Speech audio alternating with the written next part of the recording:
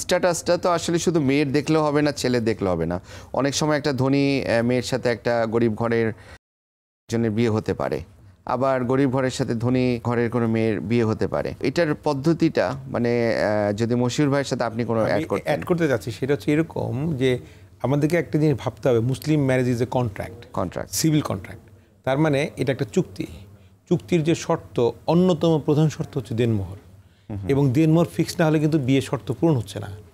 এবং আরেকটা বিষয় হচ্ছে যে ধরেন, যেমন উনি বললেন যে বিয়ে রাত্রে দিতে হবে, সেই ক্ষেত্রে কিন্তু ধরেন আমার যদি বিয়ে কনজুমেশন না হয়, কনজুমেশন বাংলা যদি আমি দর্শকদের বুঝাই যে বিয়ে আমাদের সঙ্গে নির্জন বাস হলো না, যেটা নির্জন বাস এটুকুই বোঝার চেষ্টা করছি, তাহলে কিন্তু ওই দেনমোহর পরিমাণ হয়ে যায় হাফ, অর্ধেকে নেমে আসে।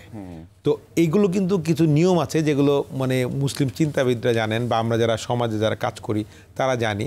যেমন এখন কথা হচ্ছে যে এখানে হাফ ডাওয়ার, যেটা ভাই মুশির ভাই যেটা বললেন যে হাফ ডাওয়ারের বিষয় তো কাবিন নামায় আছে, কেন আছে? একজন ভদ্র মহিলা চাইলেন তার দেনমোহর হবে এত, সেই ভদ্রলোক তার সামর্থ্য নেই ওই সময় শোধ করার, তাহলে এটা বিলম্বিত দেনমোহর হতে পারে।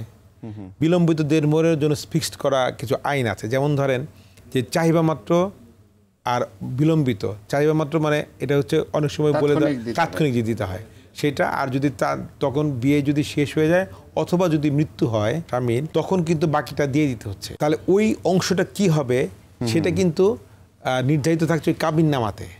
এই কাবিননামার যে আধুনিক যে ফরম্যাট, এই কাবিননামার ফরম্যাট কিন্তু 1876 সালে যে আইন ছিল আমাদের দেশে তখনও ছিল, কিন্তু সেটা ছিল রেজিস্ট্রেশনটা মাস্ট ছিল না।